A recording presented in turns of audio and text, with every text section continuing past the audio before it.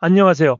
대한민국의 알찬 방산 소식을 빠르고 정확하게 전달해드리는 한국필승TV입니다. 최근 중국군의 도발이 주변국을 위협하는 수준을 넘어 심각한 단계로 치닫고 있습니다. 특히 대한민국을 향한 중국의 행동은 도를 지나쳐 상식적인 수준을 벗어나고 있는데요. 중국은 더 이상 대한민국을 단순한 잠재적 위협국으로 바라보는 것이 아니라 영토 확장을 노리며 대한민국의 자주 국방을 정면으로 위협하고 있습니다. 이러한 정황은 최근 중국 시진핑 정부가 진행한 핵무기 훈련에서 드러났습니다. 중국은 대만을 점령할 경우 주한미군이 개입할 가능성이 있다고 판단하고 이에 따라 한반도 내 미군을 선제적으로 제압해야 한다는 논리를 펼치고 있습니다. 이와 관련해 중국군은 한반도 서해와 맞닿아 있는 산둥반도 지역에 핵탄두 장착이 가능한 극초음속 미사일을 비롯하여 중국 공군의 전략 폭격기 등 핵전력을 배치하고 있습니다.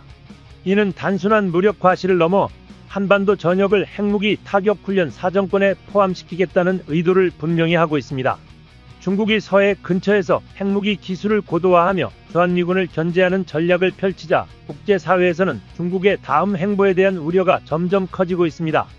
이런 위협적인 상황 속에서 대한민국은 중국군에 맞서 국가적 생존을 위한 단계적 대비책을 마련해야 합니다. 한국은 이미 핵무기 관련 기술을 상당 부분 보유하고 있으며 필요할 경우 신속하게 핵무장을 단행할 수 있는 역량을 갖추고 있습니다. 이는 단순한 군사력 강화가 아니라 대한민국이라는 국가의 존립이 걸린 문제입니다. 일부에서는 대한민국의 급진적인 핵무장에 반대하는 입장을 보이고 있지만 핵무기 보유 기술을 사전에 갖추어 놓고 상황에 따라 핵무장을 선택하는 방식은 완전히 다른 이야기입니다. 굳이 즉각적인 핵무장을 하지 않더라도 관련 기술을 보유하는 것과 그렇지 않은 것의 차이는 막대합니다. 예를 들어 일본의 잠수함은 탄도미사일 발사 기능이 없어 재래식 전력으로 제한되지만 대한민국 해군의 KDX-3급 잠수함은 어뢰뿐만 아니라 현무 탄도미사일까지 잠수함 발사 탄도미사일 SLBM 형태로 발사할 수 있습니다. 특히 SLBM 기술은 핵탄두 장착이 가능하도록 설계되어 있어 한국이 원한다면 핵무장을 실현할 수 있는 수준에 도달해 있습니다. 이는 주변국의 강한 경계심을 불러일으키는 요소입니다. 이러한 전략적 차이는 요구되는 기술력의 수준에서도 명확하게 드러납니다. 한국은 미사일 및 핵무기 관련 기술 개발에 집중하고 있는데 의외로 핵탄두를 제작하는 것보다 그것을 운반하는 미사일 시스템을 개발하는 것이 훨씬 더 어렵습니다. 특히 SLBM과 같은 기술은 세계적으로도 극비에 속하는 분야로 다른 국가들이 쉽게 전수해주지 않는 영역입니다. 한국은 이런 어려움을 극복하고 세계에서 7번째로 잠수함 발사 탄도미사일 SLBM 개발에 성공하였으며 사거리 6,000km 이상의 탄도미사일 발사 체계를 이미 확보한 상태입니다. 현재 한국이 개발 중인 장거리 탄도미사일 현무 개량형은 6,000km 이상의 사거리를 갖추고 있으며 탄두 중량 역시 기존보다 크게 증가할 것으로 예상됩니다. 이는 재래식 탄두뿐만 아니라 핵탄두 탑재도 가능하도록 설계되어 있습니다. 국방과학연구소는 이 기술을 더욱 발전시켜 단일 미사일에 다수의 탄두를 탑재해 여러 목표를 동시에 타격할 수 있는 다탄두 재진입 MIRV 기술도 병행 개발할 계획입니다.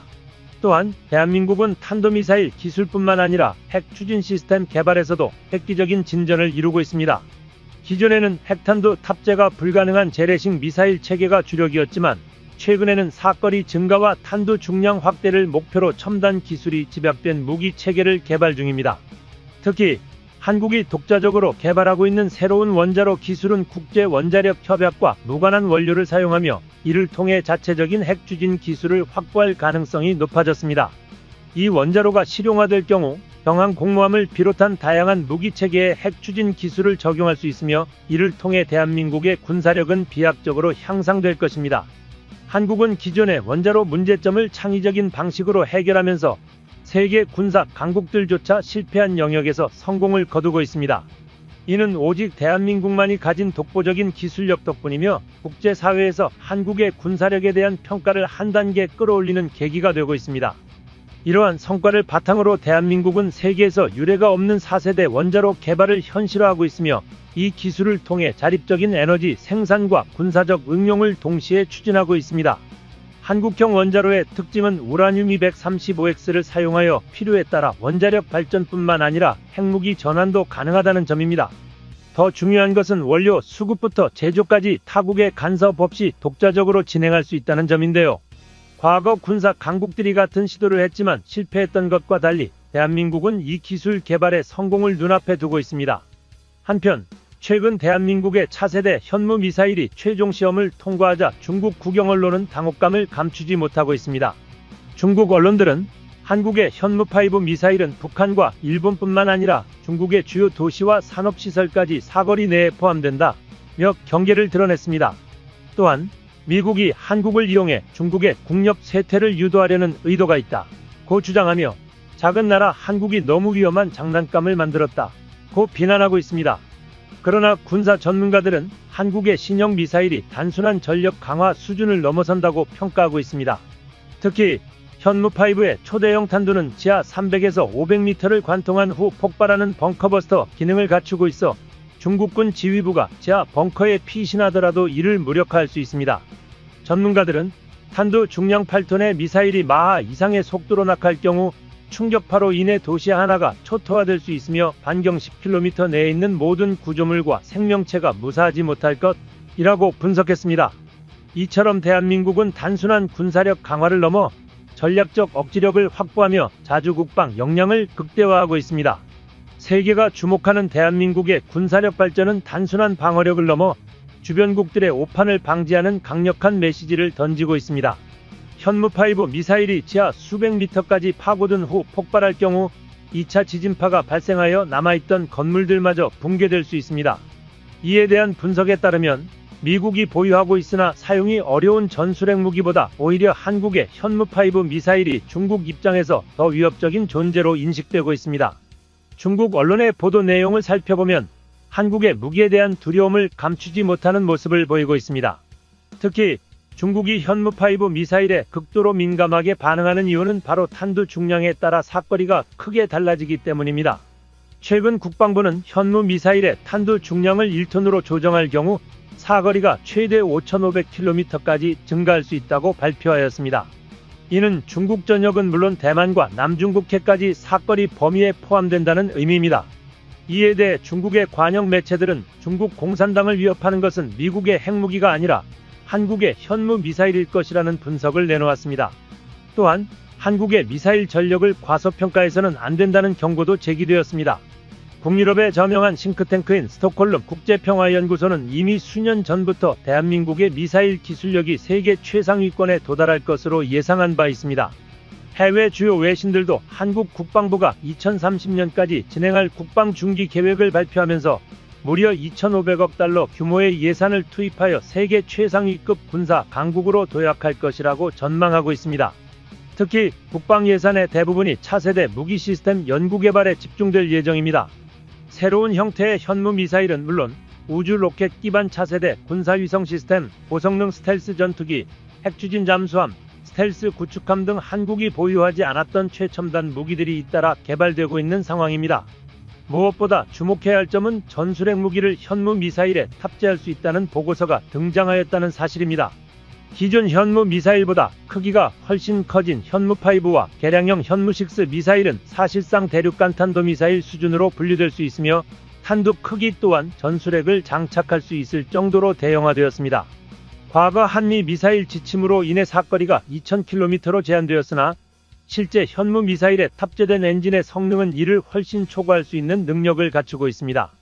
이는 곧 중국과 일본을 주요 타격 목표로 하면서 탄두 중량을 최대 15톤까지 확장할 수 있다는 의미와 같습니다. 즉, 현재 개발 중인 고위력 현무 미사일 시리즈는 필요할 경우 핵탄두를 장착하여 운용하는 것이 가능하며 재래식 탄두 중에서도 세계 최고 수준의 파괴력을 자랑하는 것으로 확인되고 있습니다. 이에 따라 한국은 전략적으로 우주로 발사 가능한 탄도미사일, 고체연료 로켓 기술, 핵탄두 장착 미사일 기술 등 다양한 분야에서 빠르게 기술을 습득하고 있습니다. 이미 한국은 우라늄 농축 기술에서도 세계 최상위권 수준을 확보하고 있어 핵무장을 위한 모든 준비를 갖춘 상태라는 평가를 받고 있습니다. 이처럼 한국이 개발 중인 차세대 현무 미사일 한 발은 기존 현무 미사일 10발 이상의 화력을 갖출 것으로 예상됩니다. 다탄두 기술이 적용되어 하나의 미사일에서 다수의 탄두가 분리되어 목표를 향해 동시에 날아가게 되며 이는 일본, 북한, 중국의 방공망을 뚫고 요격을 사실상 불가능하게 만드는 전략무기로 자리 잡을 것입니다. 이러한 사실이 공개되자 중국은 즉각 반발하였습니다. 중국 국영 언론과 환구시보는 한국이 서해상에 현무 미사일 배치를 계속 늘릴 경우 한반도에서 국지전이 발생할 가능성이 높아질 것이라며 위협적인 메시지를 보냈습니다. 하지만 같은 기사 내에서는 만약 한국군이 현무 미사일 배치를 중단한다면 한중 경제 협력을 더욱 강화할 수 있을 것이라며 현무 미사일 증가에 대한 중국의 실질적인 두려움을 간접적으로 드러내기도 하였습니다. 현재 한국은 공식적으로 핵보유국임을 선언하지 않았으나 단기간 내에 수천 발의 핵무기를 생산하고 배치할 수 있는 능력을 보유한 국가로 평가받고 있습니다. 국제사회에서도 한국을 잠재적 핵보유국으로 인정하고 있으며 비상상황 발생 시 신속하게 핵무장을 단행할 가능성이 크다는 분석이 나오고 있습니다. 그러나 아직 핵을 공식적으로 보유하지 않은 상황에서 대한민국이 선택할 수 있는 최선의 방안은 현무 미사일의 수량과 성능을 지속적으로 강화하는 것입니다. 한국은 최근 차세대 군사무기 프로젝트인 백두산 호랑이를 가동하며 매년 국방비를 약 8% 가까이 증액하고 군사력을 놀라운 속도로 성장시키고 있습니다. 현재 군사력 성장 부문에서 세계 3위를 차지하고 있으며 특히 미국의 탄도 미사일 전력 분석기구에 따르면 20년 전만 해도 중위권에 머물던 한국의 미사일 전력이 이제는 세계 5위에 도달했다고 분석하였습니다. 이러한 발전은 단순한 증가가 아니라 혁신적인 도약입니다. 천궁 방공망을 시작으로 현무 탄도미사일과 순항미사일 그리고 이를 탑재할 발사대까지 연계하여 전력하고 있습니다. 현무 미사일 전용 수직 발사대와 이를 장착할 전투함, 잠수함까지 폭발적인 속도로 생산되고 있으며 기존 무기 체계들과의 통합 운영까지 고려한 체계적인 발전이 이루어지고 있습니다. 현재 한국은 세계에서 가장 강력한 전략무기 중 일부를 보유했거나 개발 중입니다. 탄도미사일, 순항미사일, 핵잠수함, 항공모함 등이 대표적인 전략무기로 분류되는데 이러한 무기들은 기존 강대국들의 전유물이었습니다. 그런데 한국은 이 분야에서도 급격한 성장을 이뤄냈습니다. 특히 유럽의 경우 영국과 프랑스를 제외하면 사거리 2000km 이상의 장거리 탄도미사일을 단 한 발도 보유하지 못하고 있는 실정이지만 한국은 현무 미사일을 통해 놀라운 전력을 확보하고 있습니다. 현무 미사일은 다양한 항법 시스템을 활용하여 적의 전자전 능력을 회피하고 뛰어난 명중률을 자랑합니다. 관성 항법장치, 군용 위성 항법장치, 영상 기반 항법장치, 지형 참조 항법 시스템을 결합하여 정밀 유도 능력을 극대화하고 있으며 특히 지하 깊숙한 목표물을 타격할 수 있도록 개발된 강력한 관통탄두를 장착하고 있습니다. 이러한 다탄두 기술은 적의 방어 체계를 무력화하고 초정밀 타격을 가능하게 만듭니다. 또한 한국이 개발한 최신 극초음속 미사일은 더욱 발전된 저피탐 설계가 적용될 예정입니다. 현무6를 비롯한 차세대 미사일들은 스텔스 성능이 대폭 향상되었으며 실전 배치를 앞두고 있습니다. 여기에 국산 장거리 공대지 미사일까지 추가되면서 한국군의 핵심 전략 자산으로 자리 잡고 있습니다. 한편 비슷한 상황에서 미군의 주둔을 받으며 동맹 관계를 유지하고 있는 일본은 탄도미사일을 보유하는 것이 사실상 불가능한 상황입니다. 미국이 이를 철저히 통제하고 있기 때문입니다. 특히 미국은 현재 한미 방위비 분담금 협상을 진행 중이며 일본과의 탄도미사일 개발 협상은 한국과의 협상이 끝나야만 시작될 수 있다고 밝힌 바 있습니다. 즉, 일본은 한국의 협상 결과를 지켜보며 이후 대응 방향을 결정하겠다는 입장입니다. 이러한 국제 정세 속에서 한국은 현무 미사일을 활용한 초음속 미사일 개발을 이미 착수했으며 방위산업 분야에서도 미국과 일본을 앞지르는 성과를 거두고 있습니다. 한국은 국토 면적을 고려하면 과거 유럽 열강 국가들과 비교해도 압도적인 국방 예산과 무기 체계를 갖춘 나라로 성장하였습니다. 서구권 국가들이 아직 잘 인식하지 못하고 있지만 군사적인 면에서 한국은 매우 강력한 전력을 보유한 나라입니다. 더욱이 한국은 모든 무기의 100% 국산화를 목표로 하면서 자체 개발한 무기를 해외에 수출하며 국제 방산 시장에서도 독보적인 입지를 다지고 있습니다. 메이드 인 코리아라는 새로운 무기 플랫폼이 등장하였으며 이는 미국과 러시아의 방산 무기들과 차별화된 경쟁력을 갖추고 있습니다. 특히 최근 들어 한국이 군사력을 엄청난 속도로 증강시키고 있어 세계 각국이 이에 대한 우려를 표하고 있습니다. 하지만 한국의 강점은 단순히 무기 개발에만 있는 것이 아닙니다. 한국군은 전쟁 전략의 완성도가 매우 높은 군대로 평가됩니다. 만약 전쟁이 발발한다면 한국은 미리 준비해둔 강력한 선제 공격 시나리오를 실행에 옮길 것이며 현무 미사일과 같은 전략 자산을 활용해 전쟁의 초반부터 상대를 압도하는 전술을 사용할 것입니다. 이러한 전략으로 인해 설령 상대가 한국을 이긴다고 해도 정상적인 국가로 기능할 수 없는 상태가 될 것입니다. 한국을 상대로 전쟁을 벌인다면 최소한 막대한 피해를 감수해야 하며 이는 중국조차도 신중하게 고려해야 할 요소입니다. 이처럼 한국의 군사력 증강은 단순한 방어 차원을 넘어 주변국들에게 강한 영향력을 미치고 있습니다. 과거 서구 열강들이 자랑하던 군사력과 비교해도 한국의 탄도미사일 전력은 이미 유럽 대부분의 국가들을 넘어섰습니다. 미국의 군사 전문기관에서도 이러한 한국의 성장에 주목하고 있으며 여러 분석 보고서를 통해 경계를 표하고 있습니다. 현재 한국의 군사력 순위는 조사 기관에 따라 세계 5에서 6위로 평가되며 특히 육상 전력 부문에서는 영국과 프랑스를 제외한 유럽 전체를 능가할 정도로 성장하였습니다. 사거리 1500km 이상의 미사일 보유 수량에서 세계 5위에 올랐으며 K9 자주포의 대규모 수출과 압도적인 물량으로 인해 자주포 전력 부문에서는 세계 1위를 기록하고 있습니다. 심지어 인도마저도 한국산 K9 자주포를 수입해 운용할 정도입니다. 또한 현무 미사일 개량형은 KF-21 전투기, 군함, 잠수함에 탑재하기 위해 경량화 작업이 진행 중이며 한국군은 매년 국방비를 8%씩 증액하며 군사력을 질적, 양적으로 모두 향상시키고 있습니다. 이러한 추세가 계속된다면 한국은 4년 안에 세계에서 6번째로 국방비를 많이 쓰는 국가가 될 전망입니다. 역사는 평화가 힘으로 지켜진다는 사실을 수차례 증명해왔습니다. 한국은 그 교훈을 바탕으로 스스로 강해지는 길을 선택하였으며 이제 세계 최고의 무기를 직접 개발하여 자주국방을 실현하고 있습니다. 이제 미사일 전력을 넘어 핵무기까지 고려해야 합니다. 현재 한국은 세계적으로도 뛰어난 원자력 및 미사일 기술을 보유하고 있으며 핵무기를 개발할 기술적 역량 또한 충분합니다.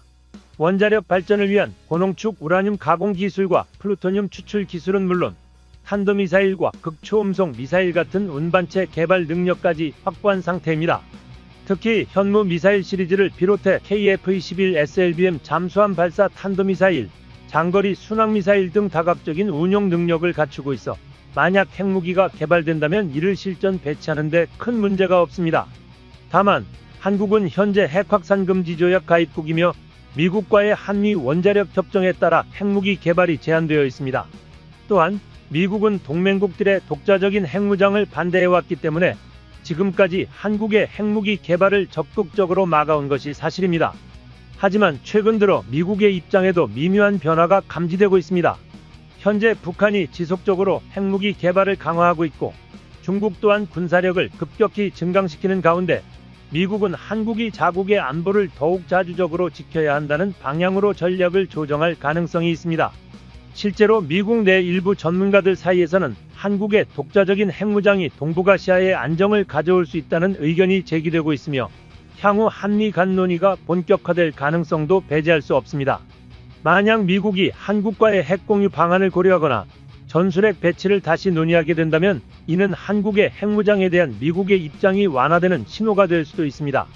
더욱이 한국이 이미 핵무기 개발 능력을 갖추고 있는 만큼 미국이 전략적 판단에 따라 한국의 핵 보유를 묵인하는 상황이 올 수도 있습니다.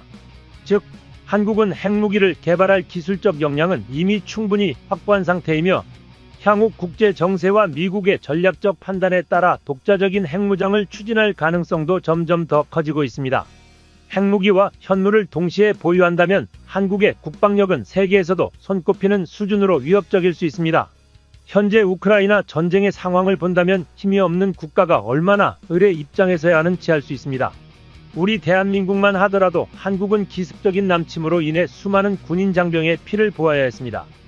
하지만 여전히 북한은 핵을 만들며 한국을 위협하고 있고 이 뒤에서는 러시아와 중국까지 한국을 호시탐탐 노리고 있습니다. 블룸버그 그룹의 글로벌 경제 분석기관 블룸버그 이코노믹스는 다양한 변수를 복합적으로 반영할 수 있는 집합 모델 분석을 활용하여 한반도 전면전 가능성과 그 피해 상황을 예측했습니다. 한반도에서 전쟁이 발생할 가능성은 낮지만 절대로 배제할 수 없는 위협이며 전면전이 발발할 시 수백만 명이 사망하며 경제적 피해 역시 4조 달러, 한화 약 5,527조 원이 넘을 것으로 추산되었습니다. 전쟁 첫 해에만 GDP가 4%가량 감소하고 반도체를 비롯한 주요 공급망에도 큰 차질이 생겨 전 세계가 경기 침체에 빠질 것으로 전망되었는데요. 이는 우크라이나 전쟁으로 인한 피해의 2배가 넘는 심각한 수치입니다.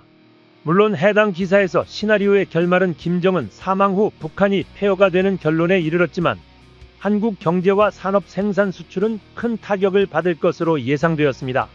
심지어 북한의 수장인 김정은은 실존적 위협을 느낄 경우 충분히 핵공격을 감행할 수 있을 것으로 보이는데요. 지난해 카이다 연구에 따르면 북한은 한국, 일본, 심지어 미국에 대해서도 핵공격을 할 수 있는 80에서 90여 개의 탄두를 보유하고 있는 것으로 추정되었습니다. 이로 인해 최근 미국 CNN 보고서에서는 한반도와 대한민국에 대한 언급이 잦아지고 있습니다. 특히 한국이 세계 상위권에 드는 강력한 미사일 전력을 보유하고 있다고 언급하며 한국이 원전에서 나온 사용 후 플루토늄을 활용해 자유롭게 핵무기를 제작할 수 있는 능력도 가지고 있다는 점을 강조했습니다. 이들이 주장하듯 외세의 간섭만 없다면 한국은 기술적으로 핵무기를 쉽게 개발할 수 있는 나라라는 평가를 받습니다. 10년 전 러시아의 국제정치학 전문가는 한국이 세계 군사력 5위권에 도달하면 핵무장도 빠르게 진행될 수 있다고 주장한 바 있습니다. 과거 현무미사일 개발 당시 이 프로젝트는 비밀리에 추진되었으며 항공공업 계획이라는 명칭으로 위장되었습니다. 당시 국내 기술력만으로는 첨단 미사일 개발이 어려워 기존 미사일을 모방해 기술을 습득한 후 자체적으로 개발하는 전략을 채택했으나 현재 한국은 전략탄도 미사일을 성공적으로 개발한 경험을 바탕으로 최신형 현무 미사일을 운용하고 있습니다. 대한민국이 이러한 미사일 개발에 진심인 이유는 바로 앞서도 언급한 뼈아픈 전쟁의 기업 때문입니다. 한국은 언제나 북한에 대응할 계책을 마련해왔는데요. 이번에 모두를 주목하게 만든 한국의 고위력 현무 탄도미사일 신형 현무5 역시 그러한 종류입니다. 현무5는 탄도미사일의 상식을 깨버린 문짝 그대로 괴물 미사일인데요. 실제로 현무5가 민간에 공개되면서 세계가 다시 한번 대한민국에 주목하기 시작했습니다.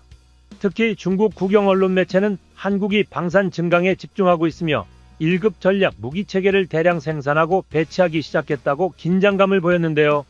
여기서 말하는 1급 전략 무기체계란 사거리 3000km 이상의 성능을 가진 현무미사일을 뜻합니다. 중국은 한국의 움직임에 즉각적인 우려를 표하고 있습니다.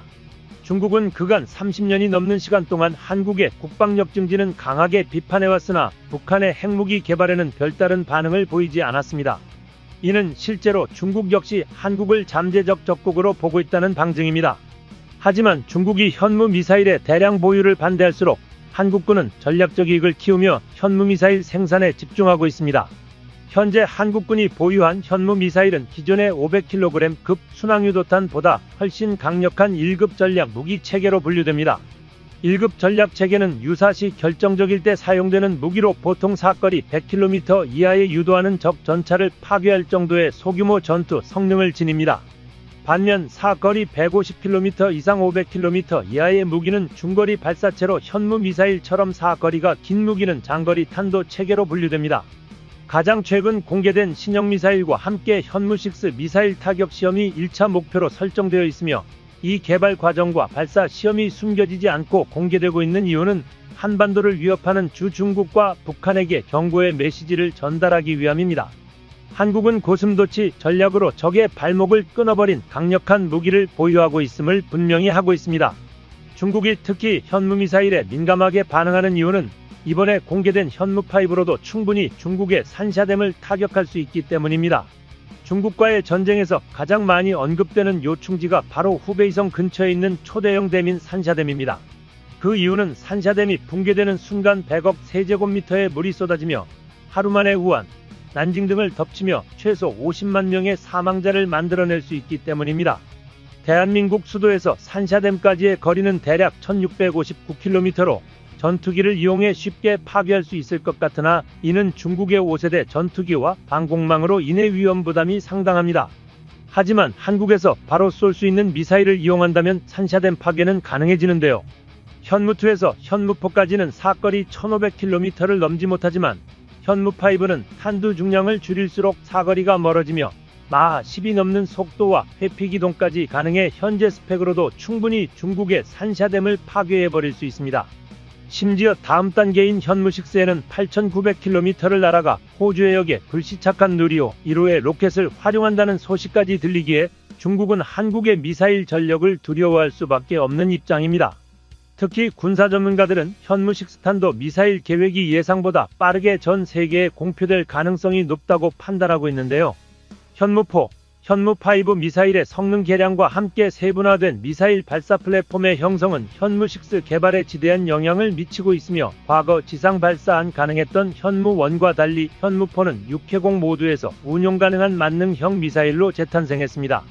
이러한 흐름을 보면 현무6 역시 만능형으로 향후 한국산 초음속 전투기인 KF-21 보라매에 장착할 가능성까지 상정해야 한다고 주장했습니다. 양산 조립 단계에 들어간 KF-21 전투기는 한국 항공방위 능력을 크게 도약시킬 핵심 전력으로 기대되고 있는데요. 2026년 실전 투입될 KF-21 전투기는 자체적으로 개발된 4.5세대 전투기라는 점에서 큰 의미를 지니고 있으며 이에 대한민국산 무장체계 제작까지 이어질 것이라는 기대감으로 한국의 자주국방을 표방하고 있습니다. KF-21 전투기의 개발은 단순한 전투기 보유를 넘어 대한민국이 독자적으로 항공기술을 개발하고 국방 역량을 강화하는 데 중요한 역할을 하고 있습니다. 현무 미사일 체계 역시 이와 결합하여 더욱 빛을 발할 것으로 보입니다. 전 세계에서 사거리 5,000km 이상과 탄두 중량 구조를 갖춘 유도탄 체계를 보유한 국가는 많지 않으며 유엔 상임이사국을 포함해 다소 5개국 정도만이 이 수준의 기술을 보유하고 있습니다. 이처럼 현무6 같은 탄도미사일은 현대전에서 전쟁의 결과를 완전히 바꿀 수 있는 무기로 평가되며 강대국들의 전략사령부는 이러한 무기 중심으로 편성되고 있습니다. 대한민국 역시 현무6 개발을 통해 강대국들 사이에서 군사적 입지를 더욱 강화하고 있으며 이를 통해 국가의 안보와 방위 능력을 더욱 높이고 있습니다. 군사 인공위성을 활용한 전략사령부 구축은 한국군의 강력한 성장을 의미하며 전쟁 자체를 억제할 수 있는 미사일 전력은 최강의 전략무기로 평가될 수 있습니다. 대한민국은 이러한 엄청난 무기를 개발해냈으며 그 대표적인 예가 현무 시리즈입니다. 이와 비교할 수 있는 미사일 중 하나로는 러시아의 R-364탄도 미사일이 있습니다. R-364 미사일은 세계에서 가장 큰 핵미사일 중 하나로 사거리가 무려 16,000km를 넘는 대륙간 탄도미사일입니다. 또한 R-364 미사일은 클러스터링 방식을 사용해 여러 개의 작은 엔진을 결합하여 추진력을 극대화하는데 이는 한국의 누리호와 상당히 유사한 기술입니다. 현무 미사일 역시 최대 9톤의 탄두를 장착할 수 있으며 수천 킬로미터를 날아가 적의 지휘구나 핵심 시설을 파괴할 수 있는 강력한 전략무기입니다. 만약 한두 발만 발사된다면 전장의 판세에 작은 변화를 줄 수 있겠지만 수천 발이 발사될 경우 중국까지 거대한 국가에도 치명적인 타격을 입힐 수 있습니다. 이처럼 강력한 전쟁 억지력을 갖추기 위해 한국군은 군사력을 계속해서 강화하고 있으며 이는 신중하게 진행되고 있습니다. 외교 관계를 유지하면서도 한국은 독립적인 군사력을 목표로 하고 있습니다. 미국의 퍼거슨 보고서에 따르면 한국은 미사일 사거리 제한을 완전히 해제했으며 이로 인해 사거리 5,000km 이상의 탄두를 장착한 현무 미사일을 독자적으로 보유할 수 있게 되었고 이는 중국을 견제하기 위한 계획의 일부로 해석될 수 있습니다. 최신형 현무 미사일은 대기권 고도 1000km까지 상승한 후 마 10 이상의 속도로 하강하는 방식으로 설계되었습니다. 또한 ICBM 대륙간 탄도 미사일의 기술도 확보되기 시작했으며 한국이 미사일 기술력에 막대한 투자를 하는 이유는 ICBM 개발에 큰 도움이 되기 때문입니다. 대한민국 국방과학연구소는 현무5와 현무6 미사일 개발 상황을 공식적으로 발표하며 신형탄도 체계가 공개되었습니다. 최근 국방과학연구소와 협력 중인 한국항공우주연구원에서는 75톤급 엔진 4개를 클러스터링 한 연소 시험을 성공적으로 마쳤습니다. 이는 순수한 국산 기술로 개발된 것이며 여러 차례 시험 발사를 통해 군사위성을 탑재한 채 발사될 예정입니다. 이러한 클러스터링 기술은 로켓 엔진의 핵심 기술로 자리 잡을 것이며 이를 통해 한국은 자주적인 군사위성 발사가 가능해질 것입니다. 한국은 중대형 군사위성을 발사할 수 있는 우주 로켓 발사체를 성공적으로 개발해 미래의 한국군을 더욱 강력하게 만들 것입니다. 최근 중국은 H-6K 폭격기들로 서해 상공에서 한국을 겨냥한 무력 시위를 벌였습니다. 이는 한국의 무장체계가 빠르게 개발되는 한편 미국과 연합하여 훈련을 진행하는 것에 대한 반발이었습니다. 실제로 북러 협력이 세계적인 위협이 되는 지금 중국의 군사적 행동을 미국에서도 주목하고 있는데요. 특히 중국의 이번 훈련 시나리오는 다수의 폭격기를 출격시켜 한국의 영토에 있는 표적의 정밀 유도 무기를 발사하는 것이었습니다. 하지만 한국의 정확한 상황을 모르고 대한민국이 연합훈련을 진행했다는 이유로 이러한 스케일의 전투기 출격을 시키기 어렵기에 대한민국의 군사보안에 대한 우려가 커지기도 했었습니다. 물론 중국이 한국을 상대로 위협적인 군사훈련을 실시하거나 한반도 주변에 군함, 군용기를 보내 무력 시위를 한 사례는 셀 수 없이 많습니다. 그런데 최근 한국의 군사무기가 빠르게 개발되자 더욱 극심하게 한국을 도발하고 있는 것입니다. 심지어 중국은 핵전력 강화와 함께 공세적인 핵전력 건설을 하고 ICBM 숫자를 늘려나가고 있는 상황입니다. 결국 한국이 스스로를 지키기 위해서는 최소한 중국에 대응할 정도의 전략이 필요하기 때문입니다. 그런데 중국 언론은 한국산 무기 개발에 대해 거친 비판을 쏟아내고 있습니다. 보도 내용을 살펴보면 이는 한국의 현무 미사일 공개로 촉발된 것으로 보입니다. 기본적으로 중국 언론은 여전히 한국의 이러한 기술적 도약에 대해 불과 몇 년 만에 이 정도의 발전이 가능했는지 의구심을 품고 있습니다. 중국이 이렇게 민감하게 반응하는 것은 그만큼 전 세계적으로 대한민국의 기술력이 높은 평가를 받고 있기 때문입니다. 현재 대한민국의 미사일 기술력을 능가할 수 있는 나라는 세계적으로도 8개국을 넘지 않습니다. 오죽하면 대한민국의 미사일 전력을 과소평가하는 것은 대한민국 국민뿐이라는 우스갯소리까지 나올 정도인데요. 이러한 상황이 발생한 배경을 간단히 설명하자면 대한민국은 사거리 제한이 완화되기 훨씬 이전부터 중국 전역을 타격할 수 있는 차세대 현무 미사일을 극비리에 개발해왔고 이를 철저히 숨겨오다가 최근 들어 인공위성에 포착되며 세상에 드러난 것입니다. 이로 인해 한 가지 더 증명된 사실이 있었는데요. 현무 미사일이 공개되기 2년 전부터 군사 전문가들 사이에서는 대한민국이 사거리 3000km 이상의 신형 미사일을 시험하고 있다는 소문이 돌았습니다. 특히 순항미사일은 사거리 제한에서 비교적 자유로웠기에 2000km 이상 사거리를 확보하는 것이 충분히 가능했습니다. 당시 이를 두고 중국 언론은 한국이 동북아의 안정을 해치는 어리석은 행동을 하고 있다며 강도 높은 비난을 이어갔습니다. 심지어 일부 중국 매체에서는 사거리 1500km의 순항미사일이 실존하지 않는 허구의 무기라며 대한민국이 군사력을 과장하기 위해 거짓 주장을 하고 있다는 논조를 내놓기도 했습니다. 하지만 결국 시험 발사 장면이 인공위성에 포착되었고 대한민국이 실로 강력한 무기 체계를 은밀히 준비해왔음이 확인되었습니다. 이후 우리 군이 보유한 미사일에 대한 온갖 추측과 논란이 확산되자 대한민국은 아예 국군의 날 퍼레이드를 통해 현무 미사일과 함께 사거리 1500km의 개량형 미사일인 현무5를 전 세계에 공개했습니다. 이에 중국은 결국 자신들이 가장 우려하던 상황을 현실로 만든 대한민국의 분노를 표출하며 강한 반발을 보였습니다.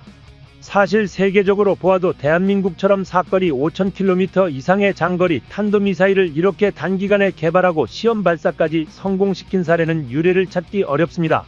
한국이 개발한 차세대 신형 현무 미사일이 처음 알려진 것은 2024년으로 이 미사일은 중국 베이징은 물론 상하이, 광저우 등 주요 도시를 모두 타격권에 포함시킬 수 있는 능력을 갖추고 있습니다.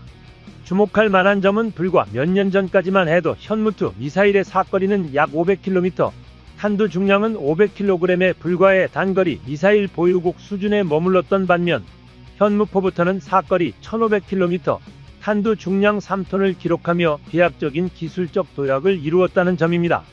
이러한 개발 상승률이 초과치를 넘기기 시작했고 사거리 제한 전까지만 하더라도 대한민국은 사거리 300km, 탄두 중량 500kg 초과하는 고체 로켓은 생각지도 않는 듯 머물러 있었습니다. 하지만 사거리 제한이 완전히 풀리자 고작 몇 년 만에 사거리 5000km의 무시무시한 괴물 미사일을 개발했습니다. 이에 북한보다 중국이 더 예민하게 반응하고 있는 것입니다. 실제로 중국 관영 매체 펑파이 신문은 현무5 관련 보도를 통해 탄두 중량을 1톤으로 줄일 경우 사거리가 5000km에 도달하며 한반도는 물론 동북아의 광범위한 지역이 사정권에 포함된다고 강조했습니다. 또한 중국 포털 사이트 신화닷컴 역시 현무5가 단거리 탄도미사일로 분류되지만 콜드 런치 발사 방식을 채택하는 등 중국군의 중거리 탄도미사일 둥펑21의 초기 모델과 유사하다며 그 사거리 능력을 과소평가해서는 안 된다고 지적했습니다. 현무5는 탄두 중량을 줄이면 사거리가 600km에서 최대 5500km까지 확장될 수 있습니다. 게다가 1에서 2톤급 탄두를 탑재해 벙커버스터 역할까지 수행할 수 있는 강력한 파괴력을 보유하고 있다는 점에서 주목할 만합니다. 지난해 이스라엘이 레바논의 헤즈볼라 수장을 제거할 때 사용한 벙커버스터 BL-609의 경우 870kg 탄두를 장착하고도 지하 18m 깊이를 관통하여 목표물을 완전히 파괴하는 성능을 입증한 바 있습니다. 특히 둥펑 26과 유사한 사거리를 갖추면서도 중거리 탄도미사일로 운용될 가능성이 높아졌습니다. 만약 최대 사거리를 기준으로 운용된다면 중국 영토의 절반 이상이 현무5의 타격 범위에 포함되기 때문에 중국이 이를 민감하게 받아들이는 것은 당연한 일입니다. 현무5의 강력한 성능으로 인해 중국 측에서는 이 미사일이 방공 능력이 부족한 북한을 겨냥했다고 보기에는 지나치게 고성능이라며 사실상 중국 견제를 염두에 두고 개발한 것이 아니냐는 의구심을 제기하고 있습니다. 이동식 발사대 테를 활용한 기동성, 콜드 런치 방식을 적용한 발사 기술 등을 고려하면 북한을 상대하기에는 스펙이 과도할 정도로 뛰어나기 때문에 실질적으로 중국을 겨냥한 것이 아니냐는 의심을 보내고 있는 것입니다. 과거부터 중국은 대한민국의 군사기술 발전에 강한 견제를 해왔으며 무기 개발을 저지하기 위한 여론 조성에 앞장서 온 전력이 있습니다. 이러한 이유로 대한민국은 이미 모든 개발을 완료한 후 외교적 논란을 최소화하기 위해 은밀하게 새로운 미사일을 공개하는 전략을 선택하고 있습니다. 중국의 주장이 황당한 이유는 한국의 미사일 개발 자체를 비난하면서도 정작 자신들은 대한민국을 겨냥해 대놓고 미사일을 배치하고 있기 때문입니다. 예를 들어 중국군의 DF-15B의 경우 사거리가 900km에 달해 산둥반도에 배치할 경우 제주도를 포함한 대한민국 전역이 사정권에 들어갑니다. 특히 이 DF-15B는 최대 10에서 30킬로톤급 전술 핵탄두를 장착할 수 있다는 점에서 중국이 한국의 미사일 개발을 문제 삼는 것은 매우 이율배반적인 행태라고 볼 수 있습니다. 군사 전문가들은 중국 로켓군이 대한민국을 겨냥해 배치한 탄도미사일이 최소 600기 이상일 것으로 추정하고 있습니다. 이러한 위협이 존재하기 때문에 대한민국이 지속적으로 강력한 미사일 전력을 개발하고 양산하는 것은 당연한 전략적 선택일 수밖에 없습니다. 사실 객관적으로 보아도 대한민국이 물량면에서 중국을 능가하는 것은 현실적으로 불가능합니다. 하지만 그렇다고 해서 한국이 일방적으로 밀릴 수는 없는 상황입니다. 따라서 한국은 필사의 각오로 질적 우위를 확보할 수 있는 고성능 미사일 개발에 집중하고 있습니다. 현무5는 그 대표적인 사례이며 단순한 지상 발사용 미사일에 그치지 않고 잠수함 발사 탄도미사일 SLBM로도 운용될 수 있습니다. 현재 대한민국 해군은 3000톤급 잠수함의 SLBM형 현무5를 탑재해 운용할 계획을 추진하고 있으며 서해 깊은 해역에서 은밀히 잠행 후 발사할 경우 중국 전역이 타격 범위에 포함됩니다. 이러한 전략적 가치 때문에 한국이 중국 입장에서 더욱 껄끄러운 존재가 되고 있는 것입니다. 대한민국은 우리를 건드릴 경우 그것이 강대국일지라도 최소한 동기어진 하여 같이 죽겠다는 각오를 가지고 있습니다. 그렇기 때문에 대한민국을 잘못 건드리면 적국 영토 전체가 불구가 될 수도 있다는 두려움 정도는 심어줘야 합니다. 상하이, 칭다오 같은 서부 대형 구도시는 당연하고 수틀리면 베이징까지 사거리가 도달하는 중장거리 화력을 보유해야 하며 결국 우리는 이를 실현시켰습니다. 이 방법이 바로 한반도 내에서 평화를 유지하는 방법입니다. 우크라이나와 러시아의 전쟁을 보듯 평화는 강자의 특권인 것이 이제는 세계적으로 다시 한번 명확해졌습니다. 그렇기 때문에 한국은 현무5뿐 아니라 현무6까지도 개발할 수밖에 없는 것입니다. 대한민국 현무6는 점차 그 윤곽을 드러내고 있습니다. 최근 인공위성의 현무6 개발을 위한 시험이 포착되어 있는 상당히 설득력 있는 주장이라는 의견을 얻고 있습니다. 관련 기술력의 정답은 과거 현무 계열 미사일의 개발사에서 찾을 수 있었습니다. 이 현무6를 개발할 수 있었던 기반에 미국 기술이 일부 들어간 현무2 기술이 녹아들어 있음은 부정할 수 없지만 이는 오토바이를 만들던 기술로 자동차를 만드는 셈이었습니다. 비슷하지만 완전히 다른 분야다 보니 실질적으로 맨땅에 헤딩하는 식으로 현무6의 전신인 현무5를 개발할 수밖에 없었습니다. 심지어 이후 밝혀진 현무의 진실은 그야말로 상상 이상이었습니다. 알고 보니 대한민국은 중장거리 순항미사일인 현무3를 개발한 것도 모자라 이를 기반으로 함대지 버전과 잠대지 버전인 해성3까지 개발을 완료했고 실전 배치까지 끝마친 상태였습니다. 그간 한국이 해온 행보를 보았을 때 현무5가 공개된 지금 시점에서 이미 현무6도 시험 발사를 진행하고 있는 것이 아니냐는 군사 전문가들의 주장이 쏟아지고 있습니다. 심지어 현무 3분의 연구개발 진척도에 대한 언급도 보입니다. KF-21 보람의 사례를 보면 알 수 있지만 한무기 체계가 전투 적합 판정을 받고 실전에 배치되기는 수년 이상의 검증 작업이 필요합니다. 하물며 안전사고가 발생하면 돌이킬 수 없는 미사일은 이보다 더하면 더했지 못하지는 않을 텐데요. 이를 감안하면 대한민국의 미사일 개발은 대부분 이런 식입니다.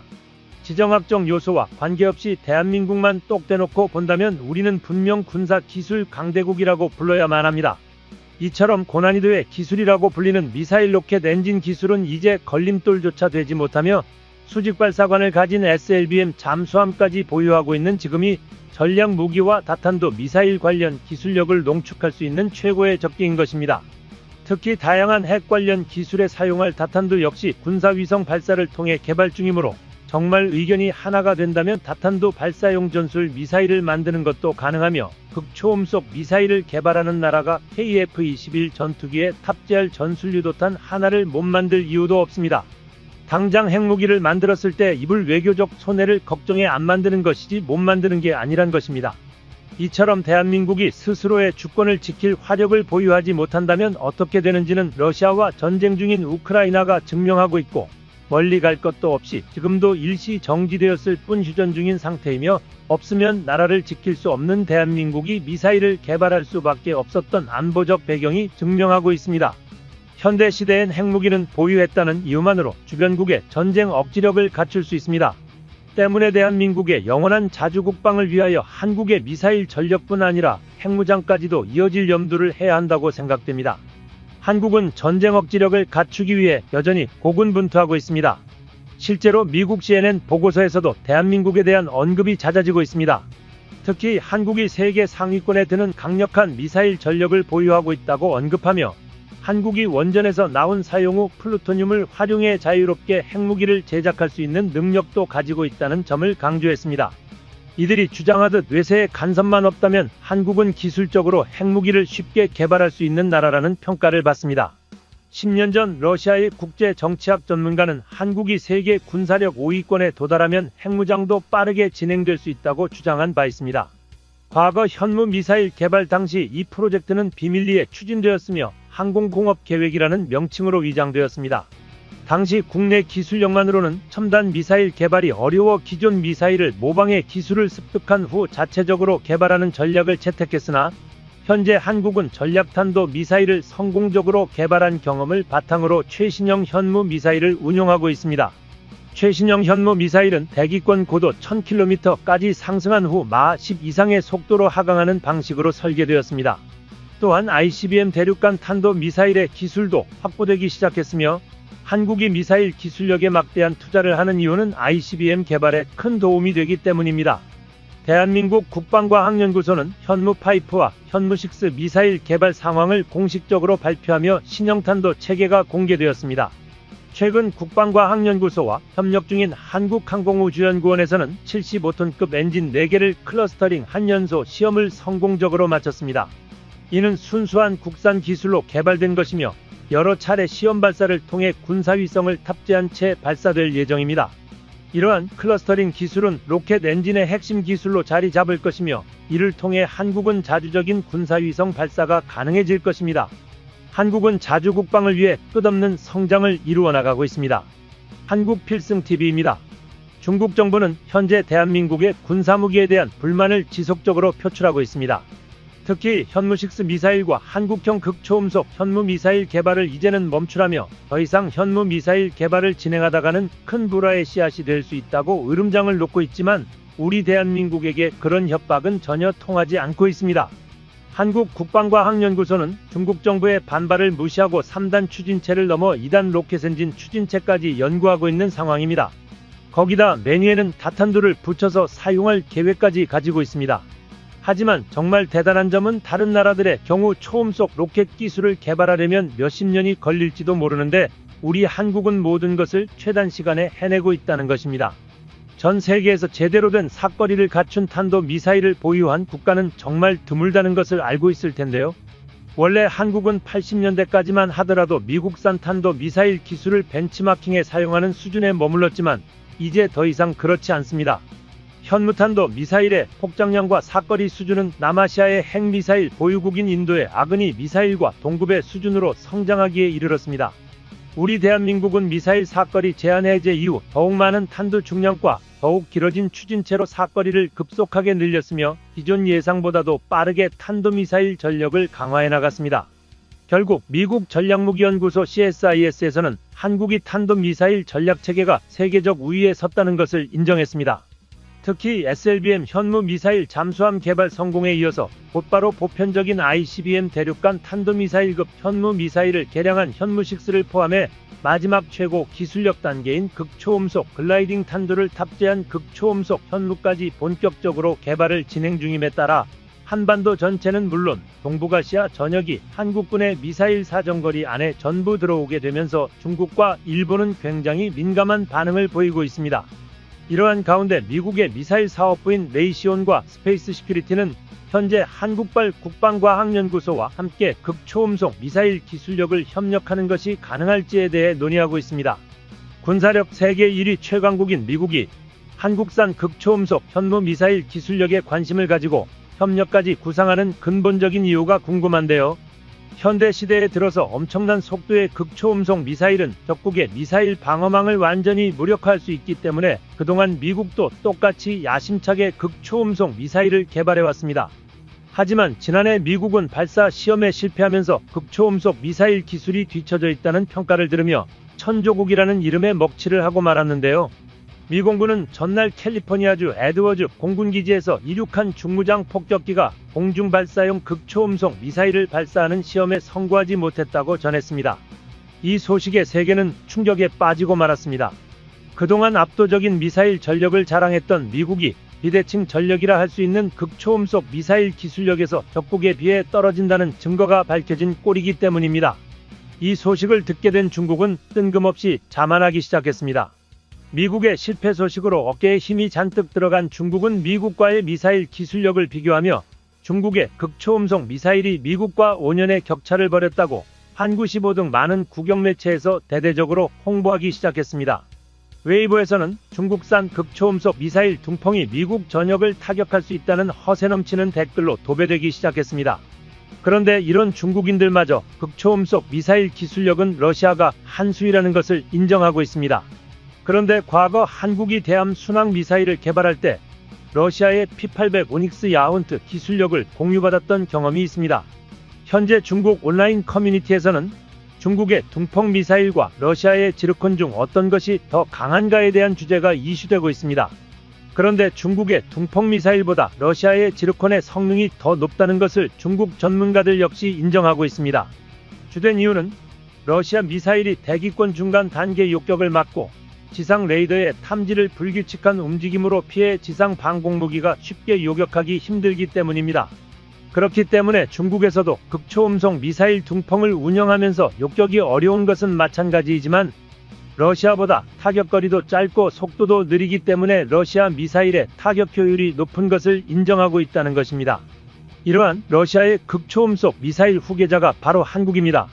한국은 일전에 러시아 극초음속 미사일 기술을 공유받았으며 러시아 미사일의 후계자를 자처하는 미사일을 완성할 수 있었습니다. 일각에서는 우리나라가 과거 순항 미사일 엔진 기술을 도입했던 기술력을 바탕으로 이미 2008년부터 초음속 대함미사일 개발을 시작해 그 모습을 드러냈는데 이러한 방식으로 극초음속 미사일 개발도 완료할 수 있다는 것입니다. 이 초음속 대함미사일 기술을 우리나라가 기술 자문료를 내고 완전히 기술 이전을 받았습니다.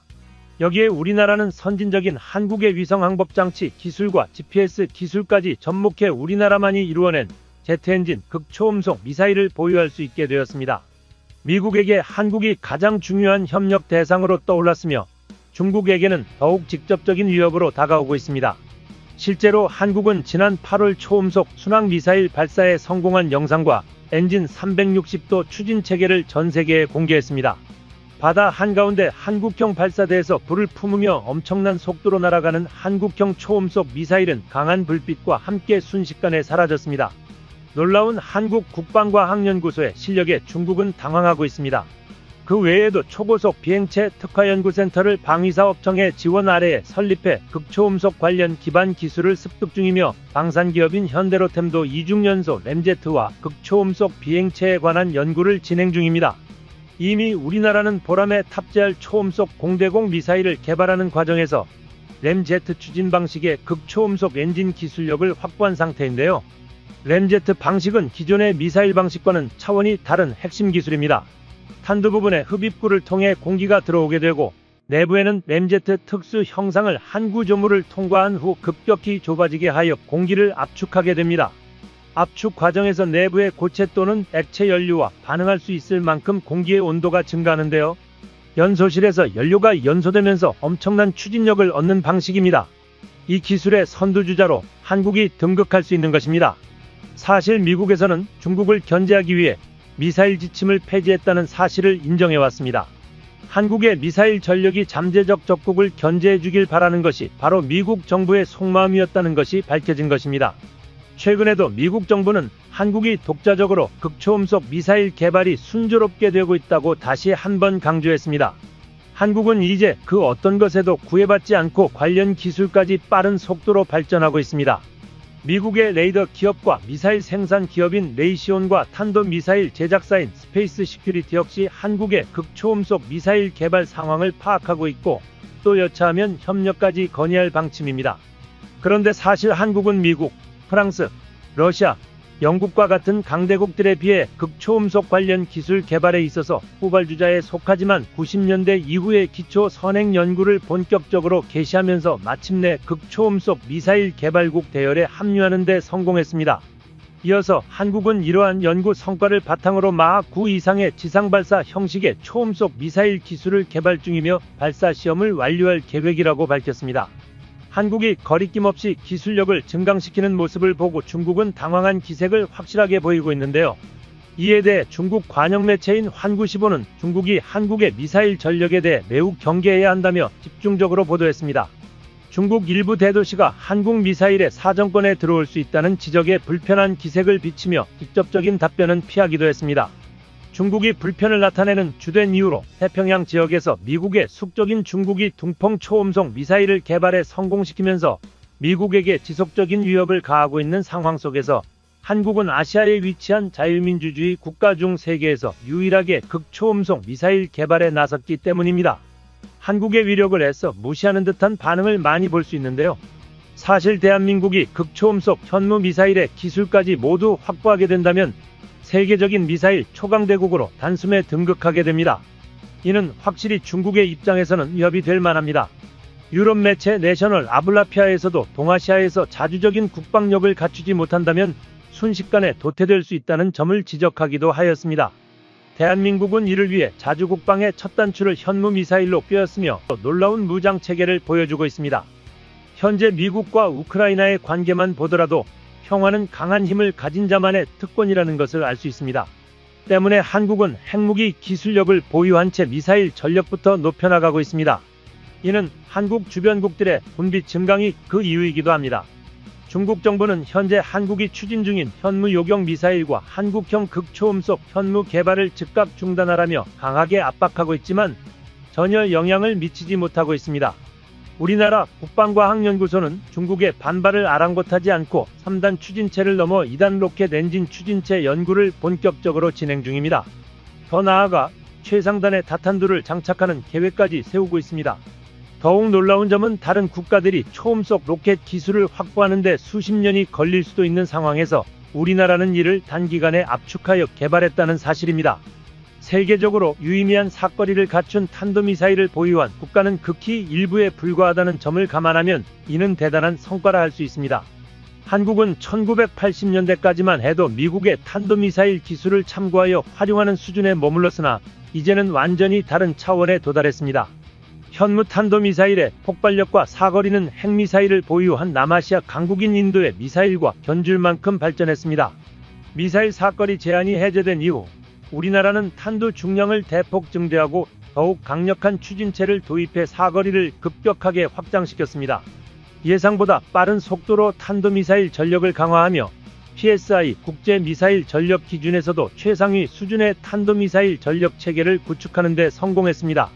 특히 잠수함에서 발사 가능한 현무 미사일 개발에 성공한 데 이어 대륙간 탄도미사일급으로 개량한 현무6 개발을 진행 중이며 극초음속 글라이딩 탄두를 탑재한 차세대 극초음속 현무 개발에도 박차를 가하고 있습니다.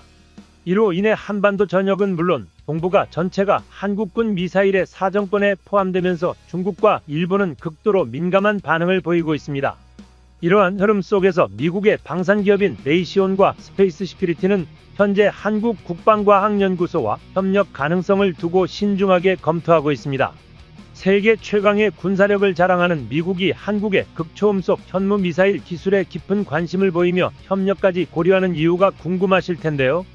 현대 전장에서 극초음속 미사일은 적의 미사일 방어망을 무력화하는 게임 체인저로 평가받고 있습니다. 이에 따라 미국 역시 극초음속 미사일 개발에 심혈을 기울여왔습니다. 하지만 지난 3월 미국의 시험 발사가 실패하면서 미국의 극초음속 미사일 기술력이 다소 뒤처졌다는 평가를 받게 되었고 강력한 미사일 전력을 보유한 초강대국이라는 위상에도 타격을 입었습니다. 최근 보도에 따르면 미 공군은 캘리포니아주 에드워즈 공군기지에서 이륙한 중무장 폭격기가 공중발사형 극초음속 미사일 실험을 진행했지만 성공하지 못했다고 밝혔습니다. 이 소식은 전 세계에 충격을 안겨주었는데요. 그동안 압도적인 미사일 전력을 보유해온 미국이 비대칭 전력으로 평가받는 극초음속 미사일 기술에서 주요 경쟁국에 비해 열세에 놓였다는 점이 명확해졌기 때문입니다. 그런데 흥미로운 점은 이와 직접적인 관련이 없는 중국이 돌연 자신감을 드러내며 미국과의 미사일 기술 격차가 5년 이상 벌어졌다고 주장하고 나섰다는 것입니다. 중국 관영 매체인 환구시보를 비롯한 여러 국영 언론들은 자국의 극초음속 미사일이 미국 전역을 타격할 수 있다고 대대적으로 선전하고 있습니다. 중국의 대표적인 소셜미디어 웨이보에서도 이러한 주장을 뒷받침하는 댓글들이 넘쳐나고 있는데요. 하지만 정작 중국조차 러시아 앞에서는 극초음속 미사일 기술력에 대해 한껏 몸을 낮추고 있습니다. 과거 한국이 대함 순항미사일을 개발할 당시 러시아의 SSN-22 선번 기술을 일정 부분 참조했던 사례가 있었는데요.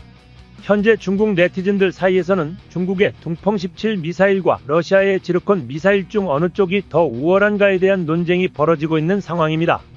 중국의 둥펑 미사일보다 러시아의 지르콘 미사일이 성능 면에서 더 우월하다는 분석이 중국 전문가들 사이에서도 쉽게 찾아볼 수 있습니다.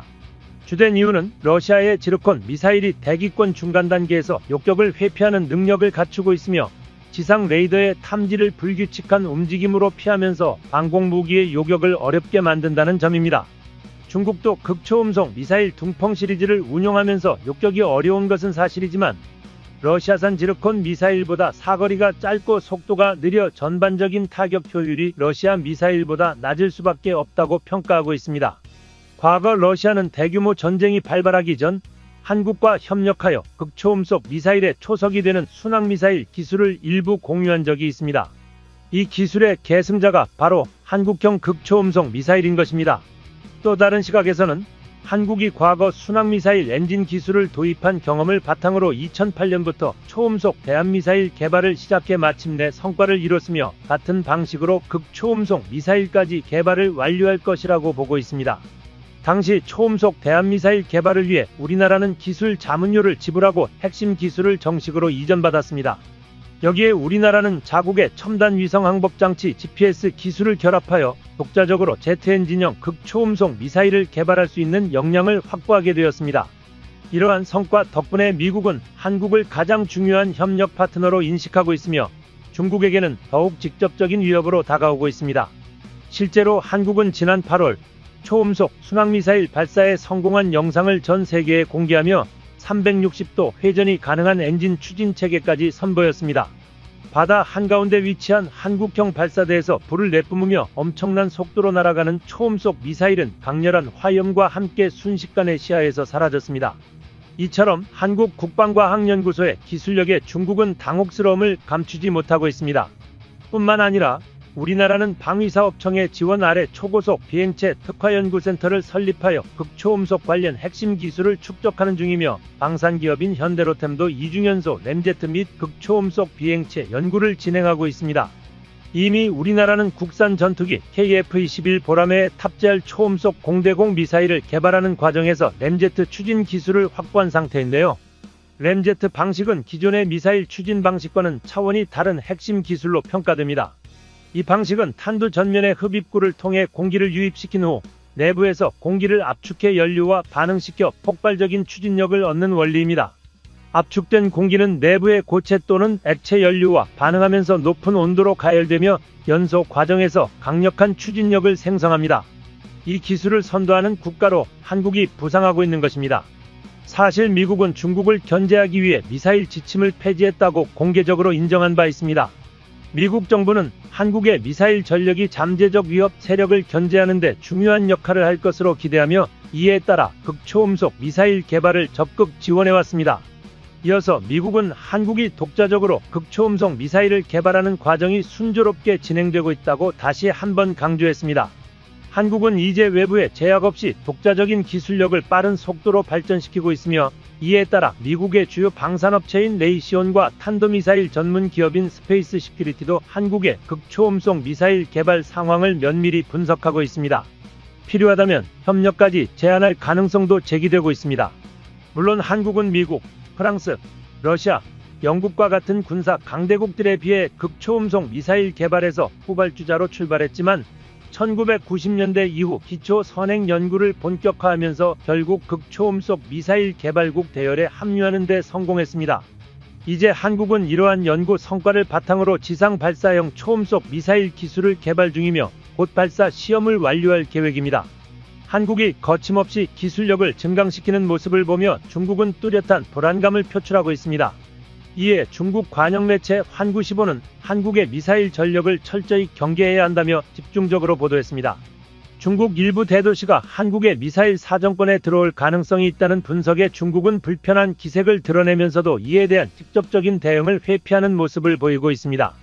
중국이 이러한 반응을 보이는 가장 큰 이유는 태평양 지역에서 미국과 대립하는 중국이 둥펑 시리즈 극초음속 미사일을 성공적으로 개발하며 미국을 위협하는 상황에서 한국이 아시아의 자유민주주의 국가 중 유일하게 극초음속 미사일을 개발하고 있기 때문입니다.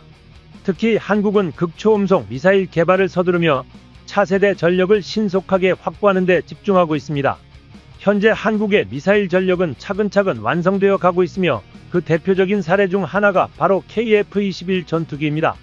KF-21 전투기는 강력한 화력을 바탕으로 한국이 구축 중인 미사일 전력의 위상을 보여주는 단적인 사례로 평가받고 있습니다. 중국은 한국의 군사력이 급격히 성장하는 현실을 인정하지 않으려 하지만 만약 한국이 극초음속 현무 미사일의 기술까지 완벽히 확보한다면 세계적인 미사일 초강대국으로 단숨에 올라설 것입니다. 한국필승TV 시청해주셔서 감사합니다. 좋아요, 구독, 알림 설정 해두시면 언제나 신속하고 정확한 국방 소식 전달해드리겠습니다. 구독자 여러분 좋은 하루 보내세요.